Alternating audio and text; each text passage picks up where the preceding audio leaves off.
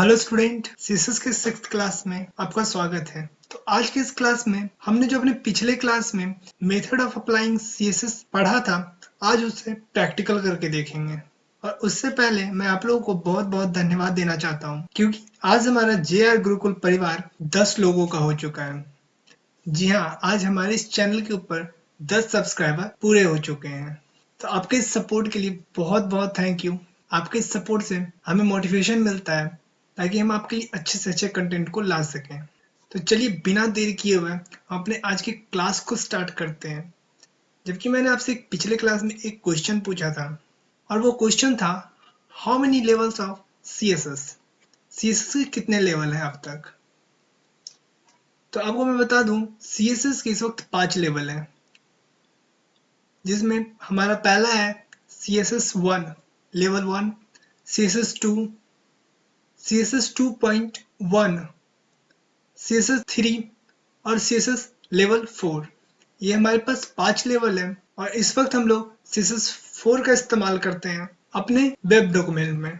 तो चलिए हम अपने कंप्यूटर स्क्रीन पर चलते हैं, और उससे पहले आपसे रिक्वेस्ट है कि अगर आप इस चैनल पर नए हैं तो हमारे इस चैनल को सब्सक्राइब कर लें, ताकि आपको हमारे सारे क्लासेस के नोटिफिकेशन मिलता रहे। तो हम अभी आ चुके हैं अपने डेस्कटॉप के ऊपर, और मैं अपने जेआर गुरुकुल नाम के फाइल को ओपन करता हूँ। आपको पता होगा कि इसमें एक grgurukul.html नाम का एक फाइल है, उसे मैं विजुअल स्टूडियो कोड की मदद से एडिट कर लूंगा।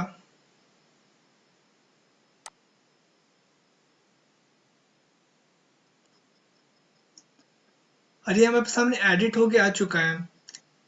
हमने जैसे कि पिछले क्लास में मेथड ऑफ अप्लाइंग सीएसएस सीखा था, तो सबसे पहले मैं इस लाइन को यहाँ से हटा देता हूँ, ये भी मेरे किसी काम का नहीं है। इसे मैं आगे आपको बताऊंगा कि मैंने इसे क्यों रिमूव किया। तो जैसा कि हमने पिछले क्लास में इनलाइन सीएसएस के बारे में पढ़ा था, तो चलिए इनलाइन सीएसएस को अपने हेडिंग टैग के ऊपर अप्लाई करके देखते हैं। तो सबसे पहले मैं इसके इस एट्रीब्यूट को यहाँ से रिमूव कर देता हूँ, और यहाँ पे मैं स्टाइल लिख देता हूँ। जैसा कि आपको पता होगा, H1 का एट्रीब्यूट स्टाइल है, और इसी कारण से हम लोग इनलाइन सीएसएस को एट्रीब्यूट स्टाइल भी कहते हैं।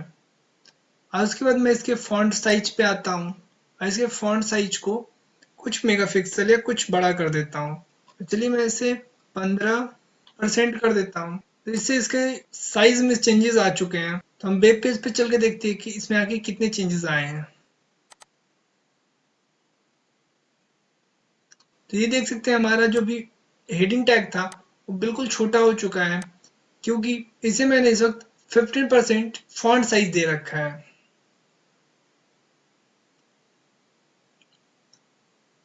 तो हम इसे बढ़ाकर, अगर हम इसे 5 EM कर दें तो ये शायद काफी बड़ा हो जाएगा।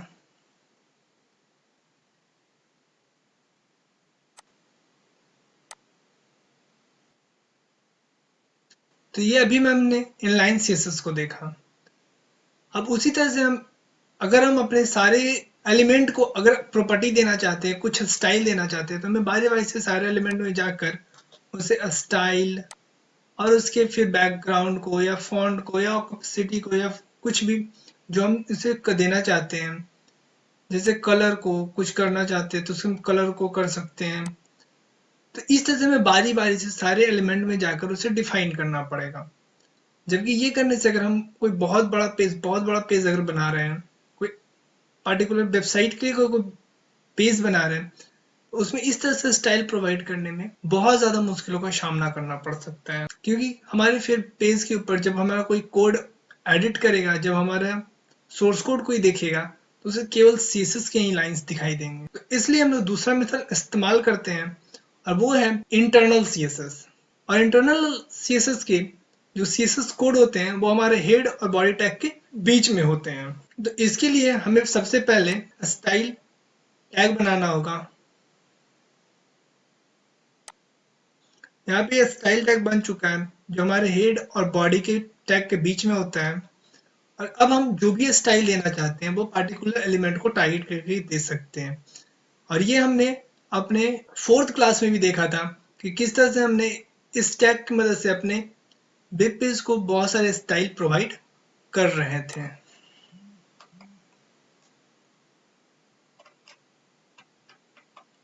अगर हम अब यहाँ पे कुछ से अपने h1 को कोई स्टाइल देना चाहते हैं तो सबसे पहले हम यहाँ पे h1 लिखेंगे ब्रैकेट, और अगर हम इसके फॉन्ट साइज को अब बड़ा करना चाहते हैं तो हम यहाँ पे क्या करेंगे 5 EM।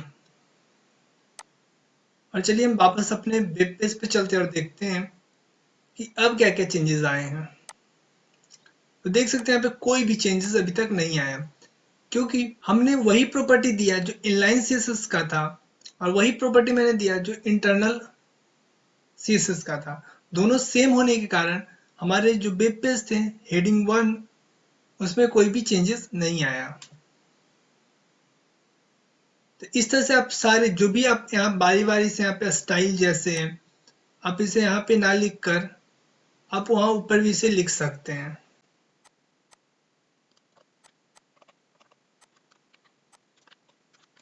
अभी अभी अगर हम वेब पेज पे चलते हैं तो आप देखिए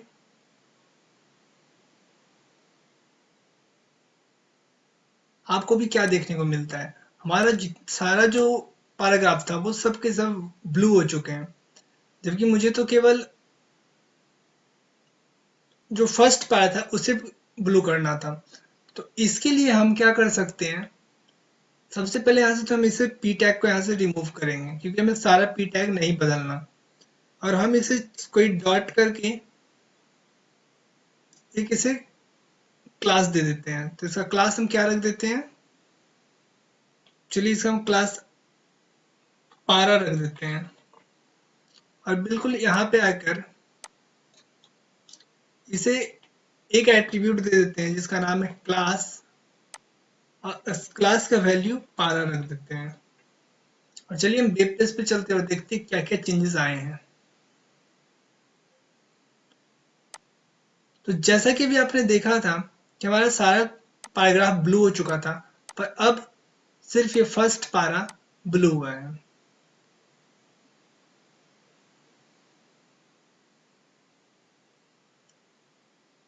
तो आप इस तरह से इंटरनल सीएसएस का इस्तेमाल करते हैं अपने वेब पेज के ऊपर।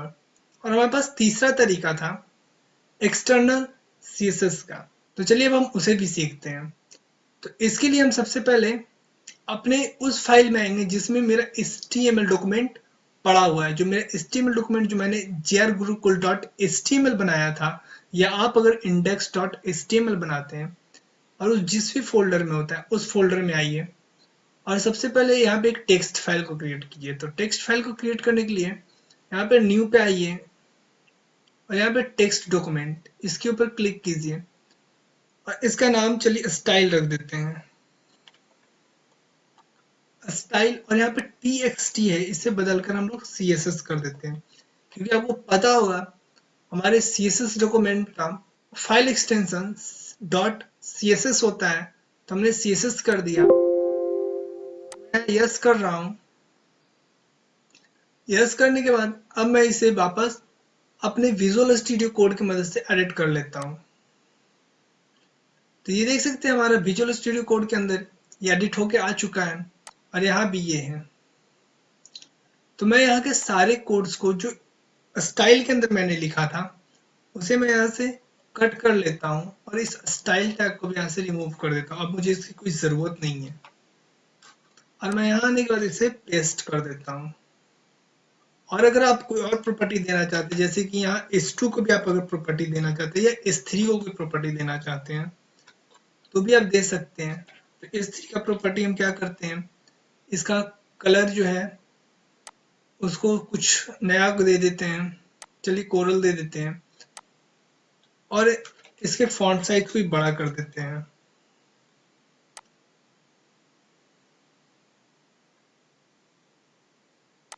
चलिए इसे हम लार्जर कर देते हैं, और अब वापस हम अपने वेब पेज के ऊपर चलते हैं।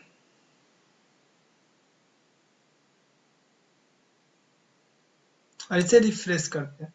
तो आपको याद होगा कि जब हमने कोई भी प्रॉपर्टी नहीं दिया था, जब मैंने आपको पेज शुरू में स्टार्ट करके दिखाया था तो बिल्कुल इस तरह का था। ये क्यों हुआ, जबकि मैंने तो सारा प्रॉपर्टी CSS फाइल में लिखा, उसके बाद भी H1 पे कोई प्रॉपर्टी अप्लाई नहीं हुआ, S3 पे या फिर हमारे स्पारा पे। तो इसके लिए सबसे पहले हमें अपने HTML डॉक्यूमेंट से अपने CSS डॉक्यूमेंट को लिंक करना होगा। तो अब हम चलिए लिंक करना सीखते हैं। तो सबसे पहले हम अपने HTML डॉक्यूमेंट में आएंगे और यहाँ पे आप हेड टैग देख रहे होंगे। इस हेड टैग के अंदर यहाँ टाइटल और टाइटल के नीचे में एक बार एंटर करके आ जाता हूँ। एंटर करने के बाद अब मैं यहाँ पे एक लिंक लिखूंगा, लिंक CSS। CSS के डॉक्यूमेंट को लिंक करने के लिए आपको लिंक CSS लिखना होगा और हमारा डॉक्यूमेंट इस वक्त लिंक हो चुका है। तो चलिए हम वापस अपने वेब पेज पे चलते हैं और देखते हैं कि क्या क्या अब चेंजेस आए हैं।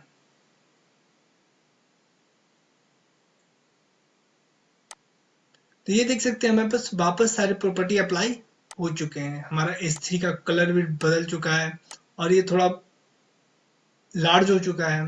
हमारा हेडिंग जिस तरह से था उस तरह से 5 EM का इसका साइज हो चुका है और हमारा जो पारा था उसका कलर भी ब्लू हो चुका है।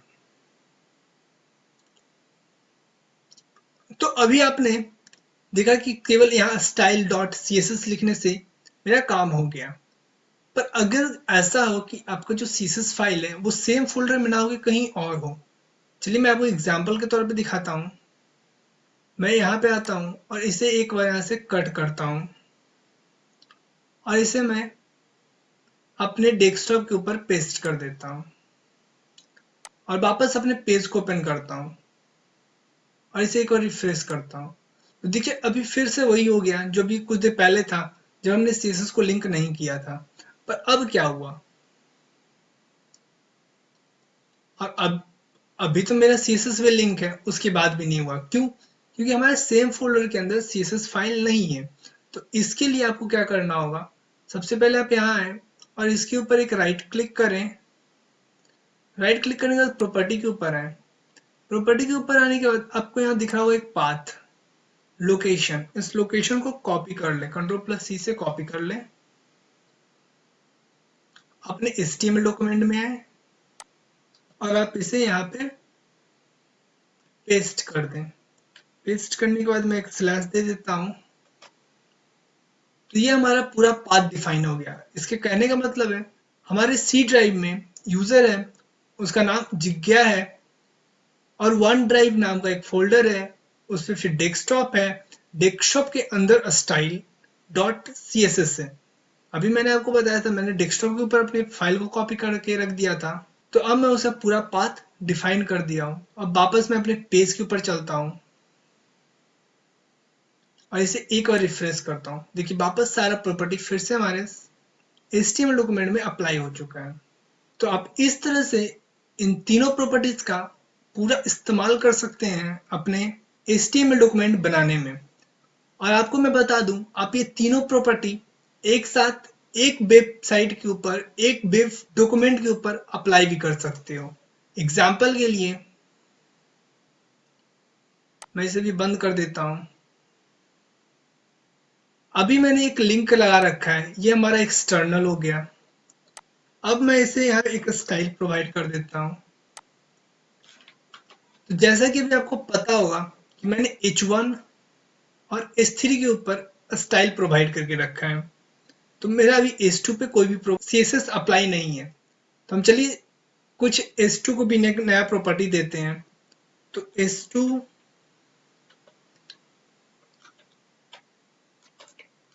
हम इसके लेटर स्पेसिंग को बढ़ा देते हैं। करीब इसका हम 10 पिक्सल कर देते हैं। और अभी हमारा जो CSS है वो H1, H2 और S3 तीनों के ऊपर अप्लाई हो चुका है। H1 और S3 के ऊपर एक्सटर्नल CSS अप्लाई है, जबकि S2 के ऊपर इंटरनल CSS अप्लाई है। और अब हम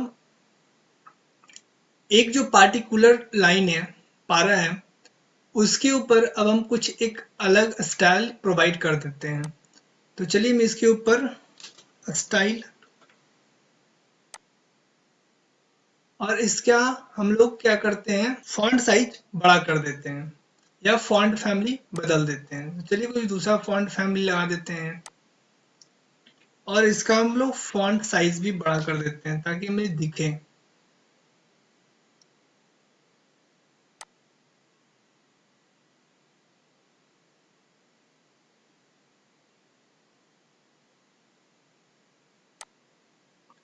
तो हमने इसके फॉन्ट साइज को भी बढ़ा दिया। अब चलिए वेब पेज के ऊपर और इसे एक बार रिफ्रेश करते हैं। तो देखिए हमारा तीनों प्रॉपर्टी एक साथ, जो हमने 3 मेथड सीखे थे वो तीनों एक साथ हमारे सारे एलिमेंट के ऊपर अप्लाई हो रहे हैं। तो आपको जब जिस तरह से सुविधा हो आप उस तरह से इस 3 मेथड का इस्तेमाल कर सकते हैं। तो आशा करता हूँ आपको सब कुछ बहुत क्लियर समझ में आ गया होगा। तो इस क्लास में इतना ही। Thanks for watching. हमारे इस चैनल को सब्सक्राइब कर लें और आपके सारे नोट्स हमारे www.zerworld.in के वेबसाइट पे अपलोड है। आप वहां से जाकर पढ़ सकते हैं और आपके नोट्स का लिंक हमारे वीडियो के डिस्क्रिप्शन और हमारे कमेंट में मेंशन है। तो आप वहां से भी जाकर अपने नोट्स को डायरेक्ट एक्सेस कर सकते हैं और हमारे इस चैनल के ऊपर आपके सारे चैप्टर के प्लेलिस्ट अवेलेबल हैं, तो जिसका आप पूरा फायदा उठाकर अपने बोर्ड एग्जाम की प्रिपरेशन कर सकते हैं। तो अब हम मिलते हैं आपसे अगले क्लास में, जिसमें हम आपसे बात करेंगे फॉन्ट प्रॉपर्टी और टेक्स्ट प्रॉपर्टी की। तब तक के लिए have a nice day. Thank you.